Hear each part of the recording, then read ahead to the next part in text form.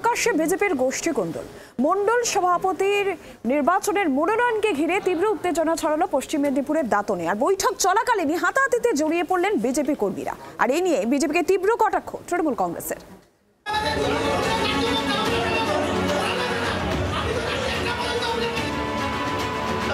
বৈঠক চলাকালীনই আচমকা কথা কাটাকাটি, বচসা মুহূর্তের মধ্যে আকার নেয় হাতাহাতিতে। আবারও প্রকাশ্যে বিজেপির গোষ্ঠী কোন্দল।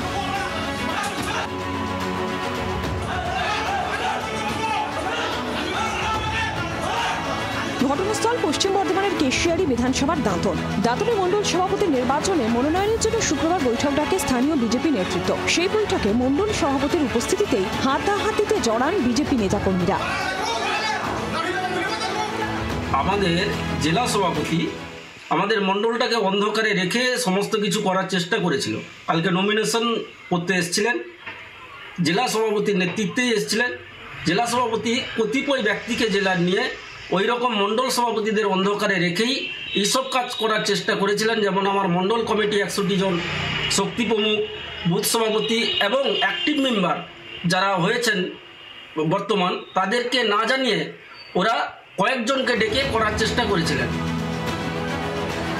বৈঠক চলাকালীন বিজেপির দুই গোষ্ঠীর হাতাহাতির ঘটনায় তীব্র কটাক্ষ করেছে তৃণমূল।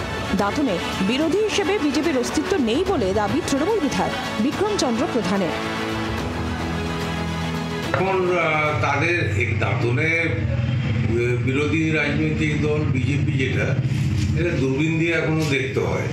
আর সেই অবস্থাতে তাদের মধ্যে যে নিজেদের মধ্যে যে কন্দল, হ্যাঁ, যে হাতাহাতি মারামারি, তো তাতে আর সেই রাজনৈতিক দলটা এখন যে অবস্থাতে পৌঁছেছে আগামী দিনে এখানে নির্মূল হয়ে যাবে। দুই গোষ্ঠীর হাতাহাতিকে কেন্দ্র করে তীব্র অস্বস্তিতে জেলা বিজেপি নেতৃত্ব। দাঁতন থেকে গোপীর রিপোর্ট, জি24 ঘন্টা। বাংলার আওয়াজ, বাঙালির আবেগ, জি24 ঘন্টা।